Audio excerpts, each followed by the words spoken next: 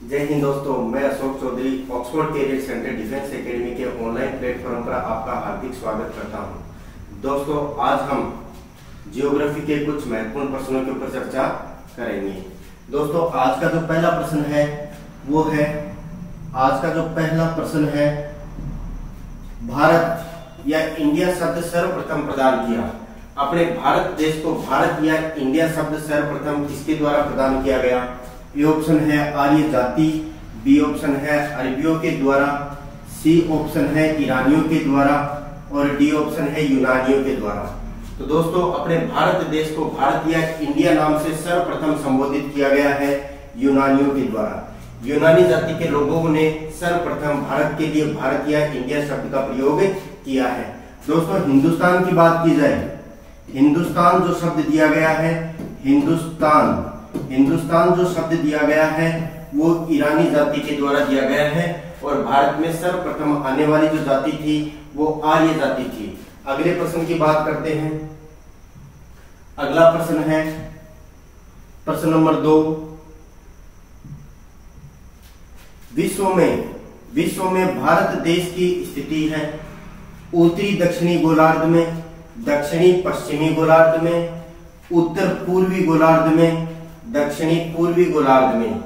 तो दोस्तों, विश्व में अगर भारत की स्थिति की बात की जाए तो विश्व में भारत की स्थिति उत्तरी पूर्वी गोलार्ध में है। अगर अक्षांशीय आधार पर पूछा जाए, अक्षांशीय आधार पर भारत उत्तरी गोलार्ध में है, अक्षांशीय आधार पर भारत उत्तरी गोलार्ध में है, जबकि देशांतरीय आधार पर भारत की स्थिति पूर्वी गोलार्ध में है। अतः हम कह सकते हैं कि विश्व के संदर्भ में भारत की जो स्थिति है वो दोस्तों उत्तरी पूर्वी गोलार्ध में है। अगले प्रश्न की बात करते हैं। अगला प्रश्न है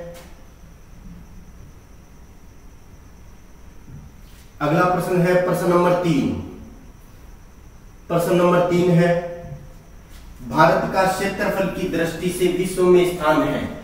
भारत का विश्व में क्षेत्रफल की दृष्टि से कौन सा स्थान है? ए ऑप्शन में दूसरा स्थान, बी 5वां स्थान, सी 7वां स्थान, डी 8वां स्थान। तो दोस्तों, विश्व में क्षेत्रफल की दृष्टि से भारत का जो स्थान है वो 7वां स्थान है। 7वां स्थान जो पहले स्थान पर है, प्रथम स्थान पर दोस्तों रूस देश है। प्रथम स्थान रूस देश का है, 7वां स्थान भारत देश का है और 8वां जो स्थान है, 8वां स्थान अर्जेंटीना का है। 8वां स्थान अर्जेंटीना देश 8वें स्थान पर है, भारत का स्थान 7वें स्थान पर है, जबकि पहले स्थान पर रूस देश है। अगले प्रश्न की बात करते हैं दोस्तों।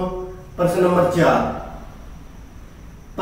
4 है, भारत का मानचित्र सर्वप्रथम तैयार किया गया। भारत का मानचित्र सर्वप्रथम किसके द्वारा तैयार किया गया, इसके बारे में पूछा गया है। ए ऑप्शन है एना विले, बी ऑप्शन है टी.एच. हेंडले, सी ऑप्शन है टॉलमी और डी ऑप्शन है एन.एक्स.जी. मेंडल। तो दोस्तों, भारत का जो मानचित्र है वो सर्वप्रथम एना विले के द्वारा तैयार किया गया। भारत का मानचित्र सर्वप्रथम एना विले ने तैयार किया। अगर राजस्थान के मानचित्र की बात की जाए तो राजस्थान का मानचित्र बनाने वाला पहला व्यक्ति था टी.एच. हेंडले। एन.एक्स.जी. मेंडल की बात की जाए तो विश्व का जो सर्वप्रथम मानचित्र बनाया गया है वो एन.एक्स.जी. मेंडल के द्वारा बनाया गया है। और विश्व के मानचित्र पर भारत को प्रदर्शित करने वाला प्रथम व्यक्ति था टॉलमी। तो दोस्तों, भारत का जो मानचित्र है वो सर्वप्रथम एना विले के द्वारा तैयार किया गया है। अगले प्रश्न की बात करते हैं। प्रश्न नंबर 5 है, समय टाइम ज्ञात करने में कौन सी रेखाएं प्रयोग की जाती है?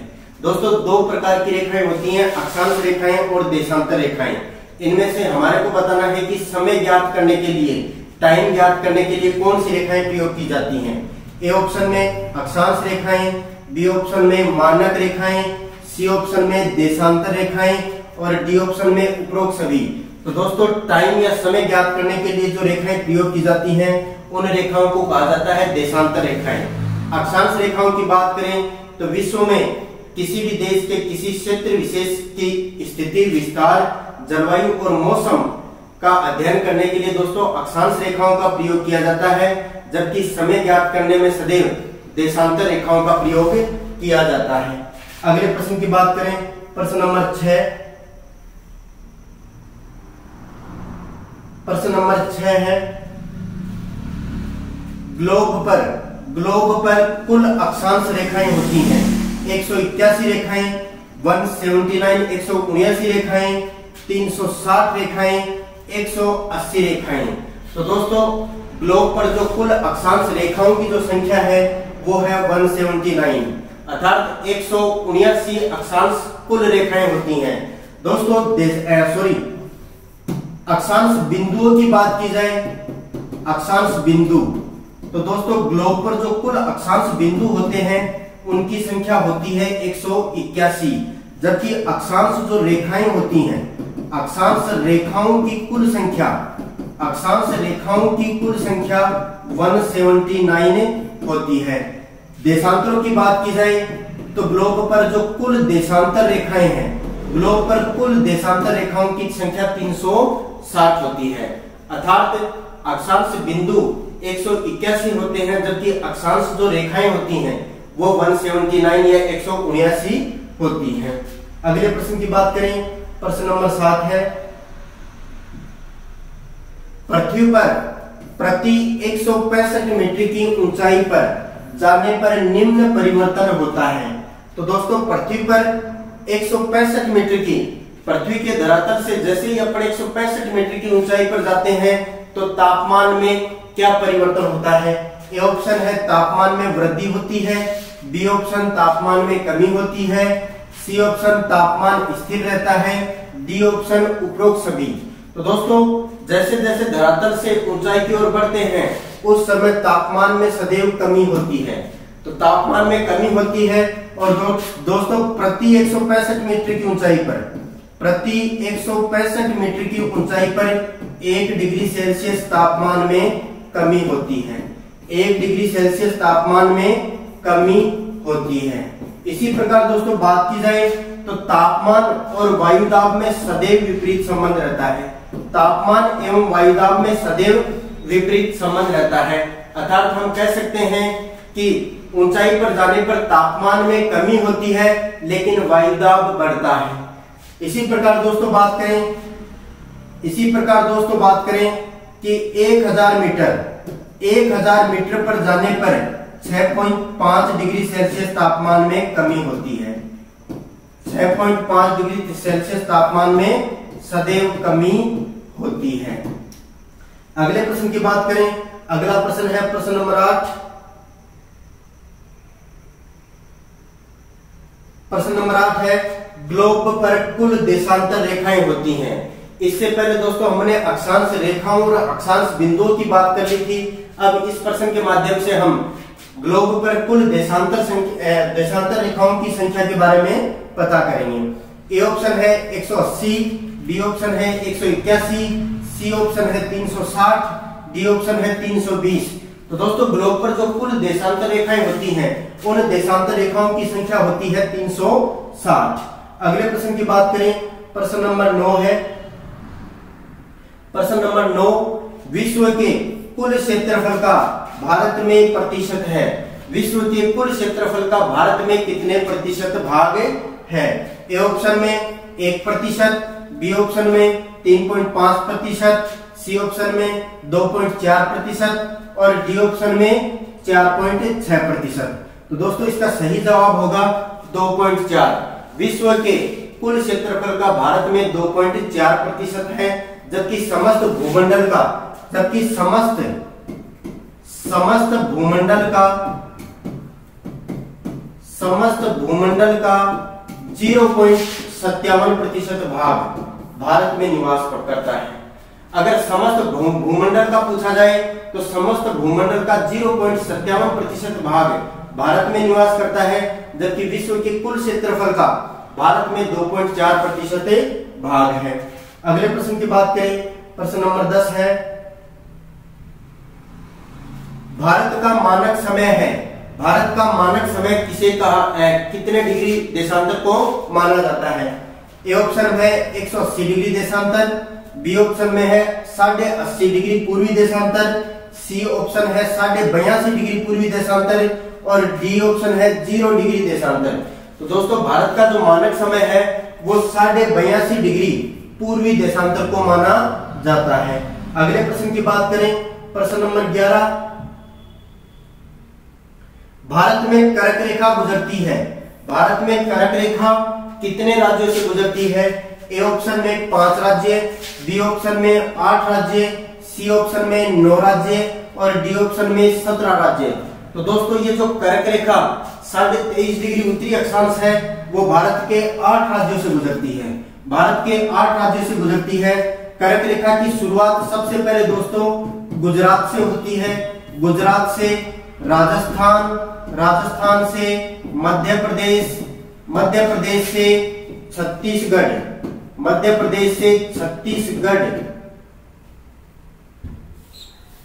मध्य प्रदेश से छत्तीसगढ़, छत्तीसगढ़ से झारखंड, छत्तीसगढ़ से झारखंड, झारखंड से पश्चिमी बंगाल, पश्चिमी बंगाल से त्रिपुरा एवं अंत में मिजोरम राज्य में जाकर, अंत में मिजोरम राज्य में जाकर ये समाप्त हो जाती है। तो गुजरात, राजस्थान, मध्य प्रदेश, छत्तीसगढ़, झारखंड, पश्चिमी बंगाल, त्रिपुरा और मिजोरम, इन 8 राज्यों से भारत से ये कर्क रेखा गुजरती है। अगले प्रश्न की बात करें, प्रश्न नंबर 12, प्रश्न नंबर 12 है भारत में मानक समय रेखा गुजरती है, भारत में जो मानक समय रेखा है वो 82.5 डिग्री पूर्वी देशांतर पर है। 82.5 डिग्री पूर्वी देशांतर जो भारत का मानक समय है दोस्तों ये कितने राज्यों से गुजरता है? ए ऑप्शन में है 10 राज्य, बी ऑप्शन में 9 राज्य, सी ऑप्शन में 5 राज्य और डी ऑप्शन में 8 राज्य। तो दोस्तों ये मानक समय जो रेखा है वो भारत के 5 राज्यों से गुजरती है, अर्थात 82.5 डिग्री पूर्वी देशांतर जो भारत का मानक समय है वो भारत के 5 राज्यों से गुजरता है। इनकी शुरुआत जो होती है वो उत्तर प्रदेश में, उत्तर प्रदेश का एक जिला है इलाहाबाद, इस इलाहाबाद जिले के नैनिक नामक स्थान से इसका निर्धारण किया गया है। तो दोस्तों उत्तर प्रदेश से ये रेखा जाती है मध्य प्रदेश में, मध्य प्रदेश से जाती है ये छत्तीसगढ़ में, मध्य प्रदेश से जाती है छत्तीसगढ़ में, छत्तीसगढ़ से जाती है उड़ीसा में और उड़ीसा के बाद में अंत में आंध्र प्रदेश में ये चली जाती है। इस प्रकार मानक समय रेखा पर भारत के कुल 5 राज्य स्थित हैं, उत्तर प्रदेश, मध्य प्रदेश, छत्तीसगढ़, उड़ीसा, आंध्र प्रदेश। दोस्तों विशेष जो अपनी बात है, विशेष बात यह है कि ये जो 82.5 डिग्री पूर्वी देशांतर है ये भारत के मानक समय के साथ साथ नेपाल देश और श्रीलंका देश का भी समान ही मानक समय है, अर्थात भारत, श्रीलंका और नेपाल इन तीनों देशों का मानक समय 82.5 डिग्री पूर्वी देशांतर ही है। अगले प्रश्न की बात करें, अगला प्रश्न है प्रश्न नंबर 13, प्रश्न नंबर 13 भूगोल शब्द सर्वप्रथम दिया गया, भूगोल जो शब्द है वो सर्वप्रथम किस व्यक्ति के द्वारा प्रदान किया गया? ए ऑप्शन पे हम्बोल्ट, बी ऑप्शन पे हेकेटियस, सी ऑप्शन पे हेरोडोटस और डी ऑप्शन पे इरेटोस्थनीज। तो दोस्तों ये भूगोल जो शब्द है वो सर्वप्रथम इरेटोस्थनीज के द्वारा दिया गया, जबकि भूगोल का जो जनक है, भूगोल का जनक हेकेटियस को माना जाता है, भूगोल का जनक हेकेटियस को माना जाता है, जबकि इतिहास का जनक हेरोडोटस को माना जाता है, इतिहास का जनक हेरोडोटस को माना जाता है। तो दोस्तों भूगोल जो शब्द है वो इरेटोस्थनीज के द्वारा दिया गया है। अगले प्रश्न की बात करें, प्रश्न नंबर 14 है भूगोल शब्द किस भाषा का शब्द है? अंग्रेजी का, अरबी का, लैटिन का, यूनानी का। तो दोस्तों ये जो भूगोल जो शब्द है, भूगोल जो शब्द है वो लैटिन भाषा का शब्द है। भूगोल का जो शाब्दिक अर्थ होता है वो पृथ्वी की संरचना से होता है। अगला प्रश्न है प्रश्न नंबर 15,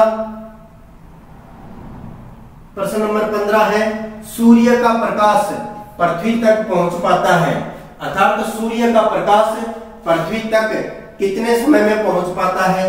ए ऑप्शन पे 8 minute 20 second, B option 15 minute 30 second, C option 9 minute 15 second और डी ऑप्शन 10 मिनट 20 सेकंड। तो दोस्तों सूर्य का जो प्रकाश है वो पृथ्वी तक पहुंचने में उसको कुल जो समय लगता है वो 8 मिनट 20 सेकंड का समय लगता है।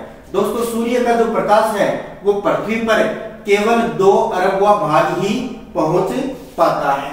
अगले प्रश्न की बात करें, अगला प्रश्न है प्रश्न नंबर 16। प्रश्न नंबर 16, भारत का अक्षांशीय विस्तार है। भारत का अक्षांशीय विस्तार कितना है? 8 डिग्री 4 मिनट उत्तरी अक्षांश से 37 डिग्री 6 मिनट उत्तरी अक्षांश, 8 डिग्री 4 मिनट दक्षिणी अक्षांश से 37 डिग्री 6 मिनट उत्तरी अक्षांश, 23 डिग्री 3 मिनट दक्षिणी अक्षांश से 37 डिग्री 6 मिनट उत्तरी अक्षांश, 9 डिग्री 4 मिनट दक्षिण से 37 डिग्री 5 मिनट उत्तरी अक्षांश। तो दोस्तों भारत का जो अक्षांशीय विस्तार है वो 8 डिग्री 4 मिनट उत्तरी अक्षांश से 37 डिग्री 6 मिनट उत्तरी अक्षांश तक है। बात करें अपन उत्तर से दक्षिण की, तो दोस्तों दक्षिण में इसका जो विस्तार है वो है 8 डिग्री 4 मिनट उत्तरी अक्षांश, 8 डिग्री 4 मिनट उत्तरी अक्षांश, 8 डिग्री 4 मिनट उत्तरी अक्षांश से यह प्रारंभ होता है और अंत में 37 डिग्री 6 मिनट, 37 डिग्री 6 मिनट उत्तरी अक्षांश पर जाकर ये समाप्त हो जाता है। इस 8 डिग्री उत्तरी अक्षांश जो है ये सब कैमोरिन अंतरीप, कैमोरिन अंतरीप ये कन्याकुमारी तमिलनाडु में स्थित है और 37 डिग्री 6 मिनट उत्तरी अक्षांश जो है वो इंद्राकोल, इंद्राकोल जम्मू कश्मीर में स्थित है, इंद्राकोल जम्मू कश्मीर में स्थित है। अगले प्रश्न नंबर 17, प्रश्न नंबर 17 है, भारत में द्वीपीय स्थिति का दक्षिणतम बिंदु है। भारत में द्वीपीय स्थिति का दक्षिणतम बिंदु कौन सा है?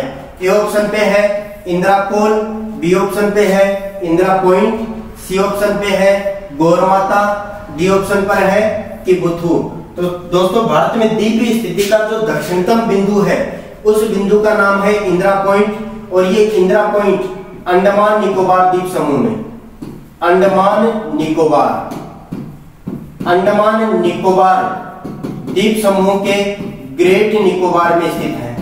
ग्रेट निकोबार, ग्रेट निकोबार में यह अंडमान निकोबार द्वीप समूह का इंदिरा पॉइंट जो स्थित है। इंदिरा पॉइंट का जो अक्षांशीय विस्तार है वो दोस्तों 6 डिग्री 4 मिनट उत्तरी अक्षांश है। 6 डिग्री 4 मिनट उत्तरी अक्षांश पर इंदिरा पॉइंट ग्रेट निकोबार अंडमान निकोबार द्वीप समूह में स्थित है। दोस्तों हम इसको इस तरीके से समझेंगे, दक्षिणतम जो बिंदु है, दक्षिणतम बिंदु जो 8 डिग्री 4 मिनट उत्तरी अक्षांश, 8 डिग्री 4 मिनट उत्तरी अक्षांश ये है कन्याकुमारी में, कन्याकुमारी, और ये जो कन्याकुमारी जो है वो तमिलनाडु में है। 37 डिग्री 6 मिनट उत्तरी अक्षांश, ये 37 डिग्री 6 मिनट जो उत्तरी अक्षांश है वो इंद्राकोल, इंद्राकोल जम्मू कश्मीर में स्थित है, इंद्राकोल जम्मू कश्मीर में स्थित है। पश्चिम की ओर बात करें तो पश्चिम में 68 डिग्री 7 मिनट पूर्वी देशांतर,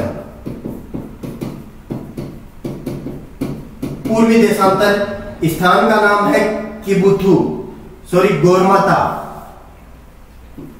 गौरमाता, ये गौरमाता जो स्थान है वो कच्छ के रण में है, कच्छ का रण, और ये कच्छ का रण है गुजरात राज्य में, कच्छ का रण है गुजरात राज्य में। इसी प्रकार पूर्व की ओर देखा जाए तो 97 डिग्री 25 मिनट पूर्वी देशांतर, 97 डिग्री 25 मिनट पूर्वी देशांतर, ये जो स्थान है ये स्थान है किबुथु। किबुथु जो स्थान है वो गोलांग जिले में है और ये जो गोलांग जिला है वो अरुणाचल प्रदेश का है, अरुणाचल प्रदेश। इस प्रकार भारत की जो स्थिति और जो विस्तार है वो अक्षांशीय आधार पर उत्तरी गोलार्ध में और देशांतरीय आधार पर पूर्वी गोलार्ध में स्थित है, पूर्वी देशांतर में। 8 डिग्री 4 मिनट उत्तरी अक्षांश से ये प्रारंभ होती है, 37 डिग्री 6 मिनट उत्तरी अक्षांश इंदिरा को जम्मू कश्मीर पर जाकर समाप्त हो जाती है। पश्चिम की ओर देखा जाए तो 68 डिग्री 7 मिनट पूर्वी देशांतर जो गौरमाता कच्छ का रण गुजरात में स्थित है, यहाँ से प्रारंभ होकर 97 डिग्री 25 मिनट पूर्वी देशांतर जो स्थान का नाम है किबुथु, जिले का नाम है बोलांग और राज्य का नाम है अरुणाचल प्रदेश, यहाँ पर जाकर दोस्तों ये समाप्त हो जाती है। दोस्तों उत्तर से दक्षिण की जो कुल लंबाई है, उत्तर से दक्षिण की जो कुल लंबाई है वो है 3214 किलोमीटर।